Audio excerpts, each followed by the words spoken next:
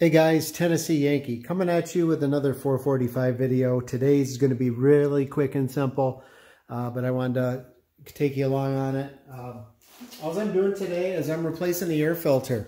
I had it apart a little while ago and it was pretty much too dirty. I went ahead and cleaned it anyway and stuck it back in there, but I ordered a new one and I'm going to replace that today. So I wanted to show you how to do that. You know, sometimes I hesitate to film these very simple videos, but a lady left a really nice comment, 6 months, a year ago, where she's like, hey, your videos really help me. You know, people don't have manuals or whatever, and things that we find that might be really simple, it's new to somebody else. So we're just going to go ahead and show you what we got to do here. So again, I usually like to show you when I'm doing these 445 videos. If you haven't seen the whole series I got, it's kind of counterintuitive how the hood works. So I will show you that. What you got to do to open the hood on the 445 is you just want to grab it up here by the instrument cluster and grab it in the front, and you just want to lift up on the front and push it towards the front. And then that's going to do this, and then you just pull up from here. What a lot of the hoods, people start to yank on them and then they think it's stuck, and if you do that you're going to bust it. So this one's quite different. So you just do that and then you pull up, and that's how you open the hood. Okay, the air cleaner is about one of the simplest jobs you can do on the 445. Today we're going to go with a Stens replacement filter. I'll put a link to this in the description. I just did another video where I put a Stens belt on my deck.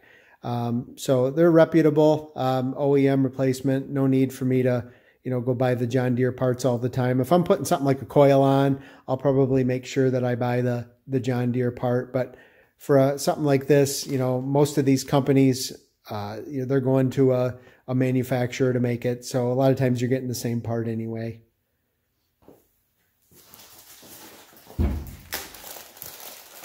So with these filters on the John Deere, what you're going to have, and that's part of the reason I'm replacing this, because this pre-filter was so stretched out now, it was probably not very effective. But they have these pre-filters on here that are foam, and then you have the pleated material behind it. So the idea is you can take this pre-filter off, kind of wash it, and reuse it, and then just blow out the pleated item. But you'll see, even though I cleaned this filter, it's still looking pretty bad. So I'll show that to you right now. And usually when I'm in here, which I just did a while ago, I try to clean everything out with a rag and just make sure it's overall pretty clean in there. These wing nuts seem to always be quite threaded. So yeah, you can see they're pretty good size. So once you get those out, just pull this guy off.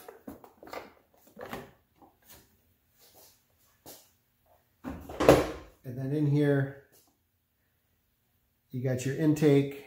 And like I said, it looks pretty clean right now because I had already washed most of this. But yeah, there's the pre-filter. But you can see the difference here between the two. It's like when they start to kind of waver like that and get those little waffles and waves in it, I think, it almost feels like it's taken on a little bit too much moisture. So let me show you the difference between how those two are looking. Kind of night and day, even though that's blown out. So let's go ahead and put this new one in. I don't think it matters which way you go. It's got foam seal on both sides. So we'll just stick it in here. And like I said, normally if I was just opening this, I'd make sure I'm cleaning this all up with a rag pretty good. So there's that. And then let me show you another thing.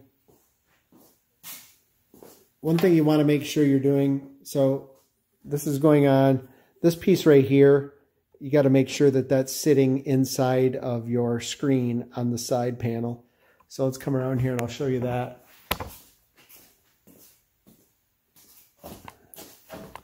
That's what I'm talking about right there. So this is where that rubber boot goes inside of there.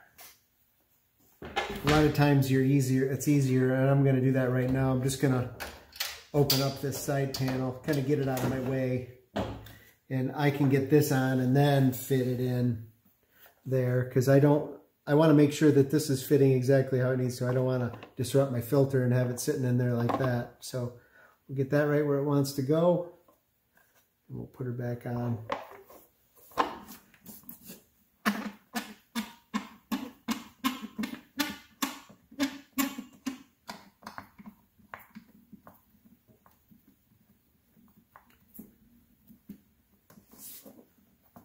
I periodically take this hose off too and just kind of run some water through it and clean it.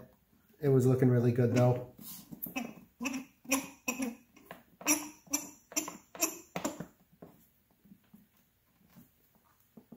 Okay, that's all there is to that. And then I'll just go ahead and fit this boot inside the green sidewall and we'll put her back on.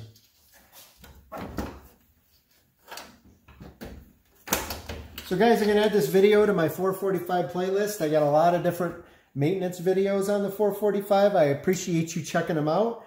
And hopefully this was helpful to you. If it was, go ahead and hit that like button. And we'll see you on the next video. Hey guys, Tennessee Yankee. Thanks for watching. If you found this content helpful, go ahead and hit that subscribe button on your right. I have other content linked for you on the left side. Otherwise, we'll see you next time. Thanks again for watching.